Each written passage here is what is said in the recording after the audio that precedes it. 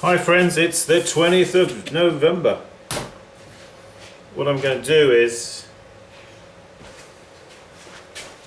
this bowl I am going to trim and then I'm going to flute. So join me for that. I'm actually going to throw a bat pad here so I can put that soft foamy bat.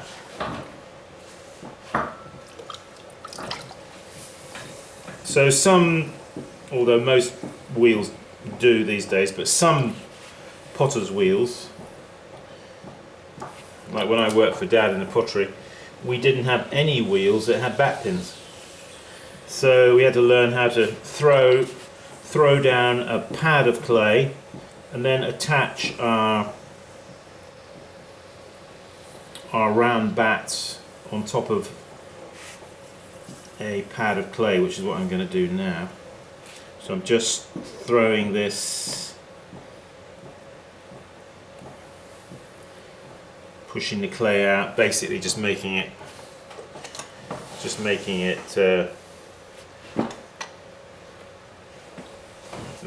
flat. It can be very slightly raised at the edges here. You don't want to have it high in the middle, otherwise the bat will rock, of course. So like that, that's about it.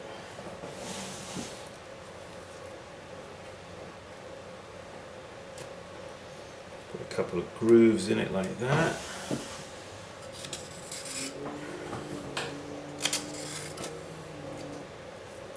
Like that and like that. So now it's going to get this and drop it down on there and then tap center it. I know it seems like a lot of work, doesn't it? Especially if you're used to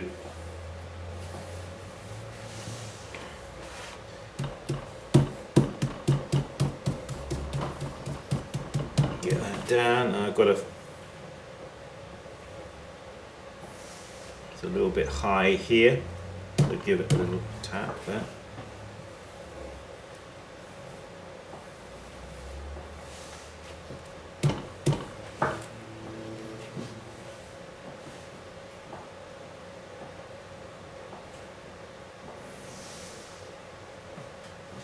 Dee, dee, dee, dee, dee.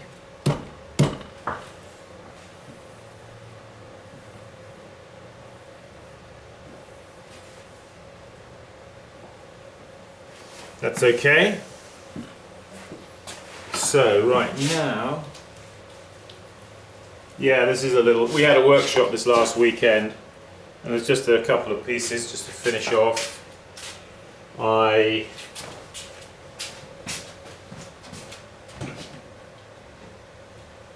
did a few demos as I do. This was some GP bowls thrown to a gauge, pouring bowls. We did them. This is one example of something I did. I did this guy as well, which I've now trimmed, paddled form.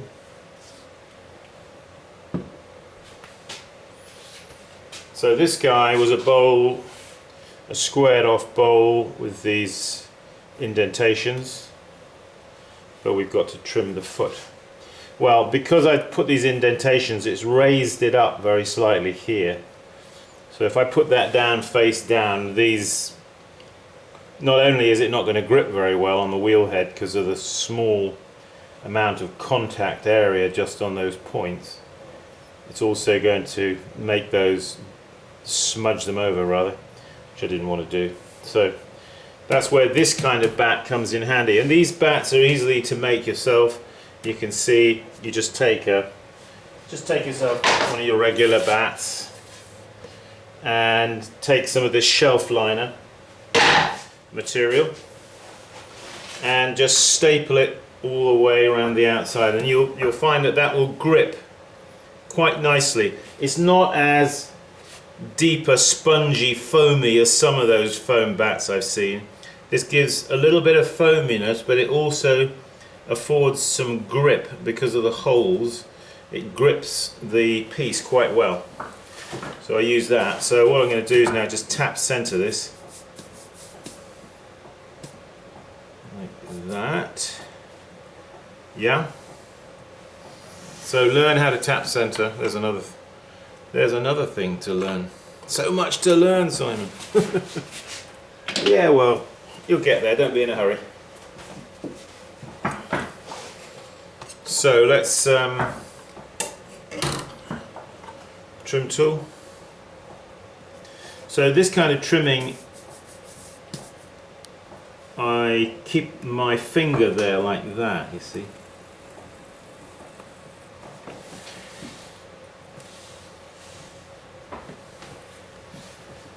And let's bring that camera down for a bit of detail.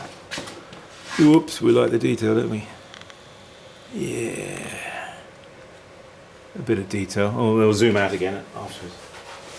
Otherwise, I want you to see some of what is going on. Well, here I'm probably going to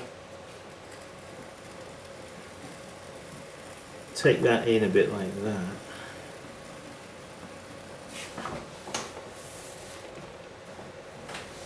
Actually, what I want to do is I'm just looking at the profile of the inside here, just to get a feel. Always a good idea before you start trimming, just give the pot a feel down this area here where you're going to be doing the trimming, okay?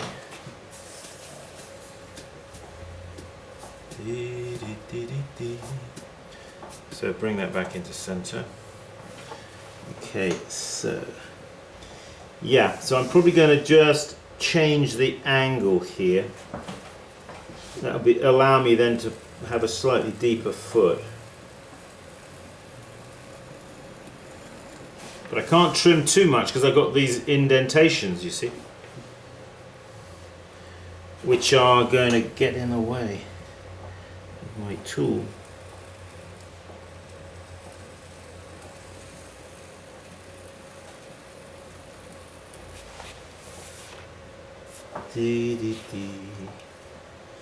Yes, we had a good workshop this last weekend. We had Cass from Alexandria, Virginia. We had Mariah and Tammy. They came from Fire Me Up Studio. Big hello to all those up there in the Fire Me Up Studio. And also we had Nikki from Cleveland, Tennessee. So we all did some practicing together, and it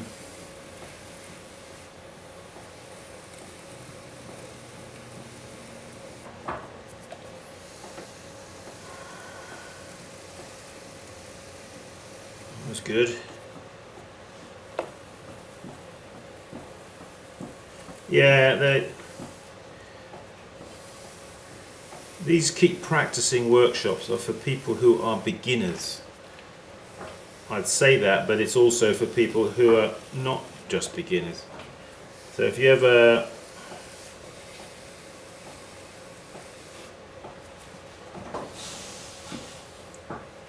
think about coming on a workshop,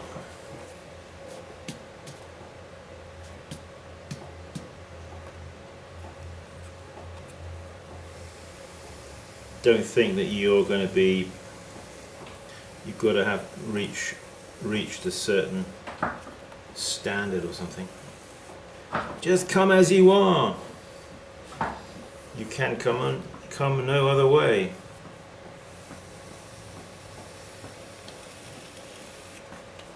Right, so let's pull back the camera a sec.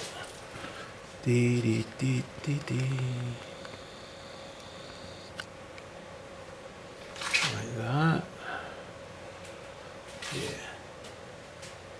So the nice thing about this kind of foam bat is you see how easily it grips. and with my finger on the top while I'm doing the trimming, a little bit of downward pressure causes it to grip into the mat, so to speak. Right, so there's the bowl. What I wanted to do, let me see, I've got a selection of, well, they're all pretty much the same actually. They're broken off. I find that the best implement for doing fluting are these broken off hacksaw blades, and they typically, like this one, which was once one piece, well, at the end here you see it's rounded, isn't it? Got a round end where it joins at one end of the hacksaw. In the middle, where it was broken, there I can have more of a right angled flat end, and again rounded on the other end. But you can also use the teeth here to go down the side of a pot to give decoration. So out of one hacksaw blade you get like basically three kinds of effect. Alright, so I was going to try to flute that there. I'll start off with the camera there, and then I'll move in for some detail. Oops. Right, so different ways of fluting. Typically, normally, fluting is done downwards, vertically. That's the most common kind of fluting. Let me show you an example of that. Let me see. Here's one. This is probably the most common kind of fluting that I do. Is that type vertically. In this case, though, I'm going to do a different kind. Of fluting. It's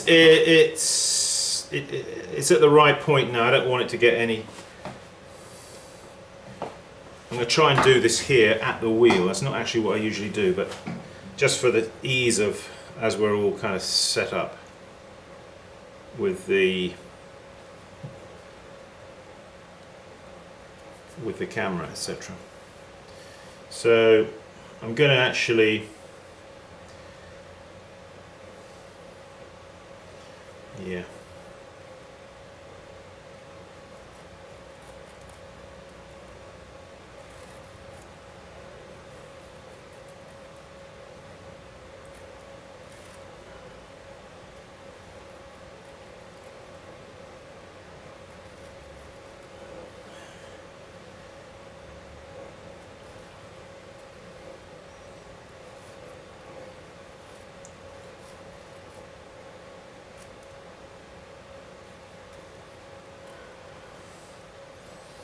Doing this, as you can see,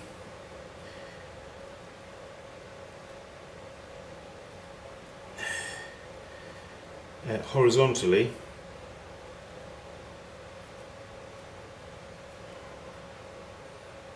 to be a bit careful because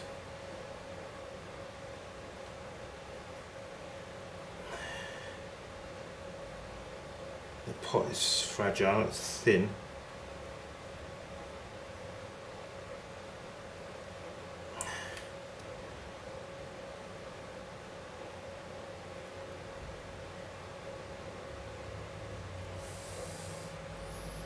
Right, so that has created that effect. Hope you can see that.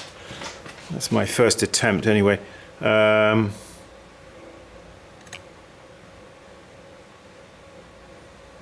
I'm going to, as you can see here, I'm trying to keep this line where they come to an end sort of straight as I can.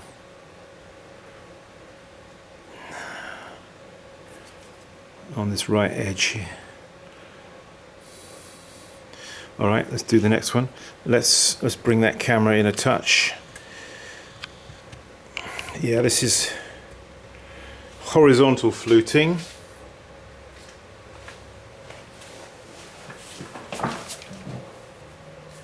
So the one at the very top is the longest one, and as they come down, they diminish. They diminish. So.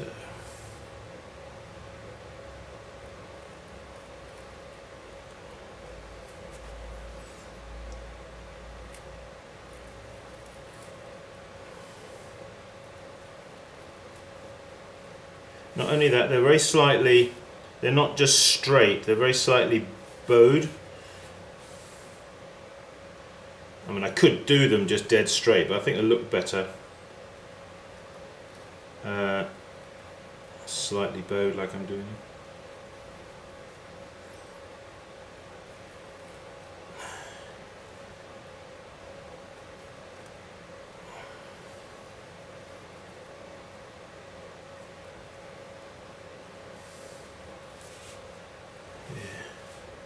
Yeah, I don't want them too bowed actually. Now I think about it.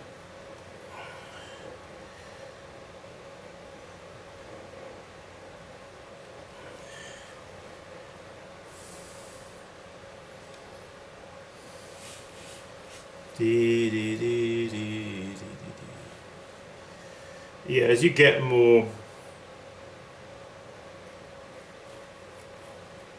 as you get better at fluting, you can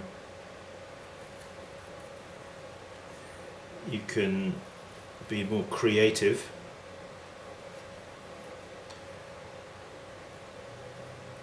In the way you do it.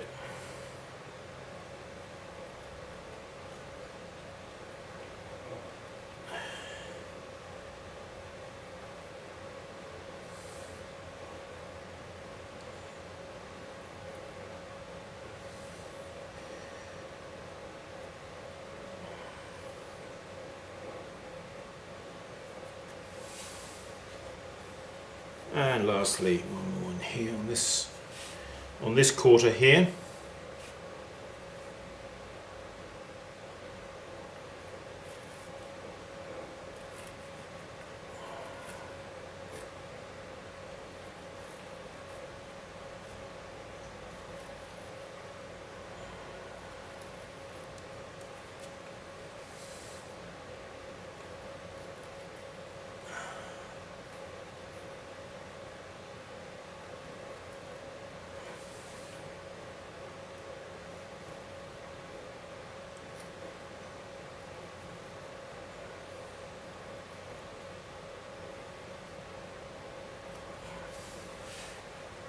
Yeah, I didn't manage to finish this on the workshop, so those who were on the workshop,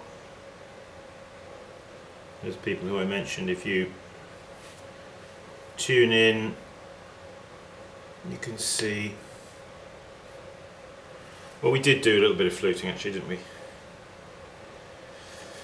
Yes, what did we do? We did that, we did a little jam pot thing, which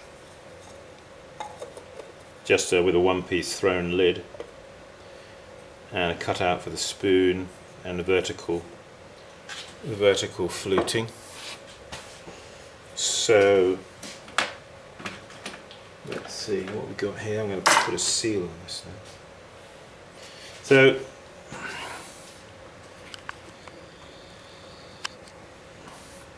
there you are, you can see it's sort of decorative little bowl.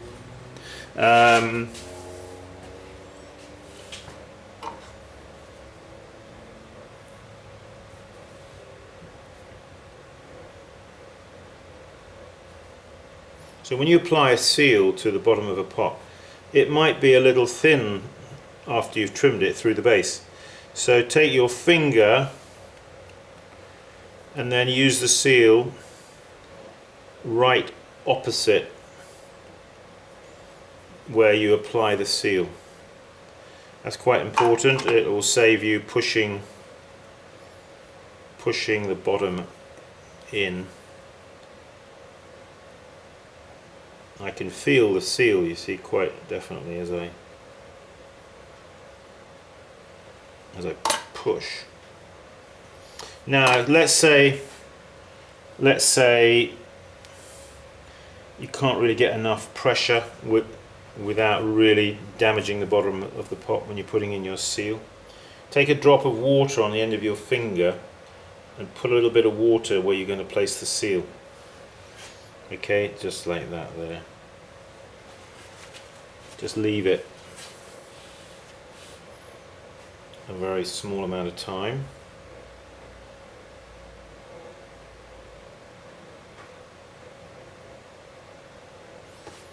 Now this is a different seal. This says 2018, and now I'm going to take that, and as you apply the seal, apply pressure down, but twist the seal a little bit. I'm exaggerating now, you see what I'm doing. As you apply pressure down, twist it a little bit like that, left and right. You'll find you'll get a better impression.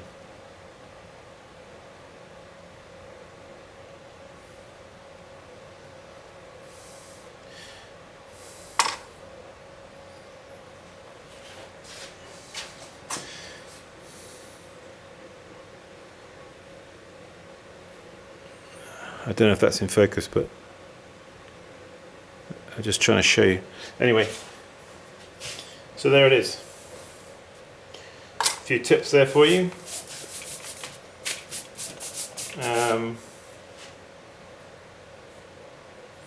Yeah.